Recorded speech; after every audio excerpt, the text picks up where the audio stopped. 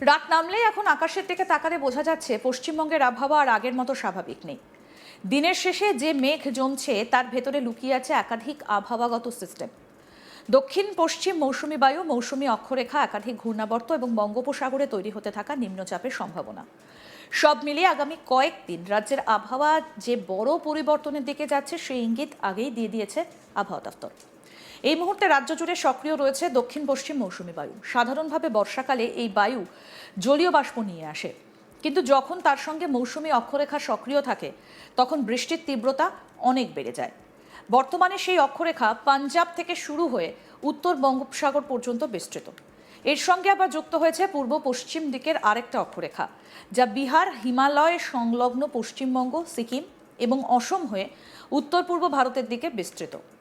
এই দুই অক্ষরেখার সংযোগের ফলে আকাশে মেঘ তৈরির অনুকূল পরিবেশ তৈরি হয়েছে।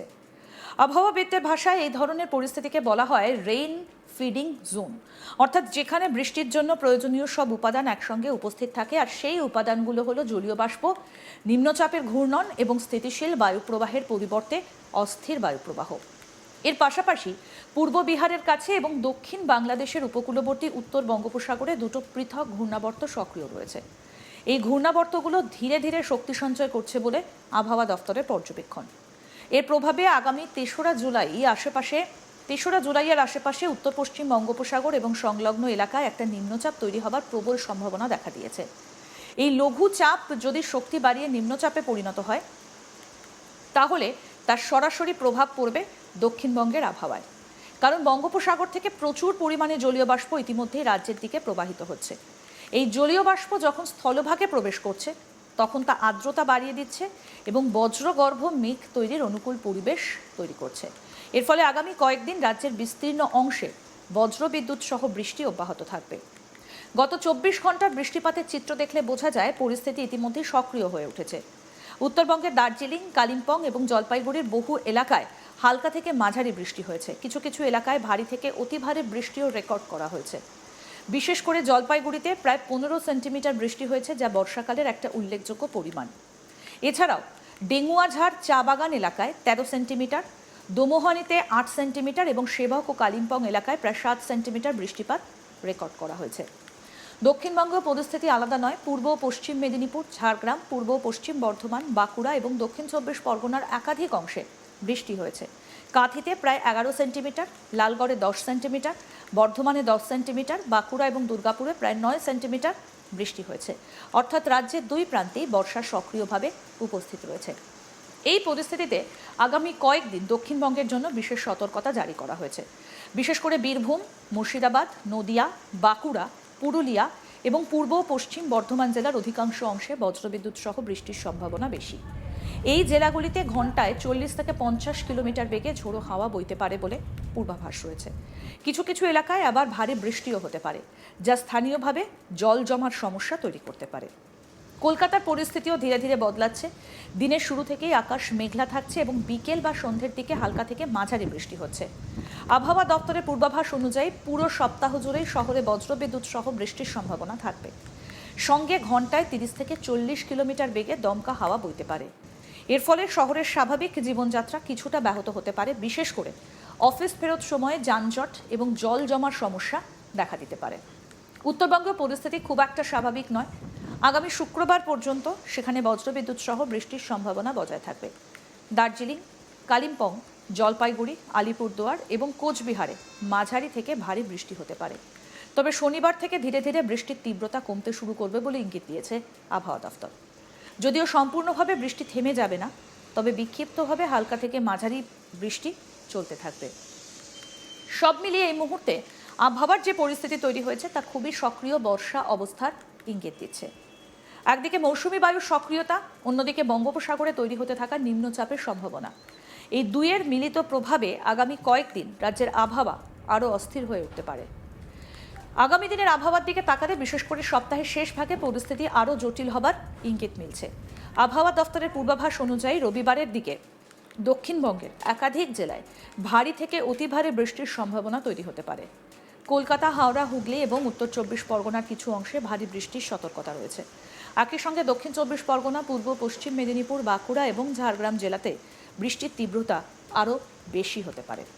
এই সময় সবচেয়ে বড় সমস্যা হয়ে দাঁড়াতে পারে জমা জল এবং নদীর জলস্তর বৃদ্ধি, কারণ টানা বৃষ্টির ফলে ছোট বড় নদী এবং খালগুলোতে জল বাড়তে শুরু করবে। বিশেষ করে নিম্নভূমি এলাকাগুলোতে জল নেমে যাবার গতি ধীর হতে পারে। শহরাঞ্চলে আবার নিকাশি ব্যবস্থার উপর চাপ বাড়বে। কলকাতার মতো ঘন বসতিপূর্ণ শহরে অল্প সময়ের ভারী বৃষ্টিও অনেক সময় যান চলাচল ব্যাহত করতে পারে। আবহাওয়াবিদদের মতে এই পরিস্থিতির মূল কারণ শুধু একটা নয়, বরং একাধিক আবহাওয়াগত সিস্টেম একসঙ্গে সক্রিয় থাকা। দক্ষিণ পশ্চিম মৌসুমী বায়ু ইতিমধ্যেই শক্তিশালী অবস্থায় রয়েছে।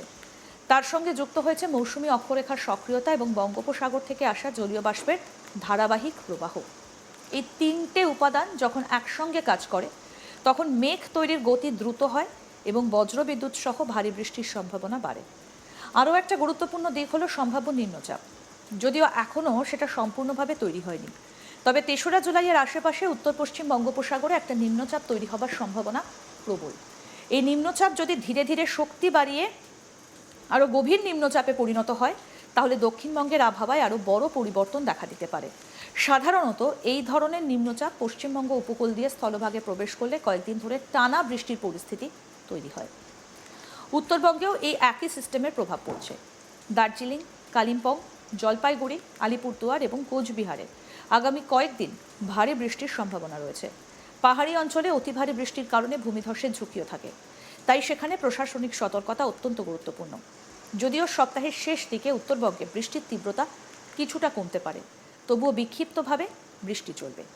এই আবহাওয়ার সরাসরি প্রভাব পড়ছে কৃষিক্ষেত্রেও। ধান চাষের জন্য বর্ষার বৃষ্টি উপকারী হলেও অতিরিক্ত বৃষ্টি জমিতে জল জমিয়ে ফসলের ক্ষতি করতে পারে। সবজি চাষে পচন এবং রোগের ঝুঁকি বাড়ে। ফলে কৃষকদের জন্য এই সময়টা একদিকে উপকারী, আবার অন্যদিকে ঝুঁকিপূর্ণ। মৎস্যজীবীদের ক্ষেত্রেও সতর্কতা জারি থাকার সম্ভাবনা রয়েছে। সমুদ্র উত্তাল থাকার কারণে উপকূলবর্তী এলাকায় সমুদ্রে না যাওয়ার পরামর্শ সাধারণত দেওয়া হয়।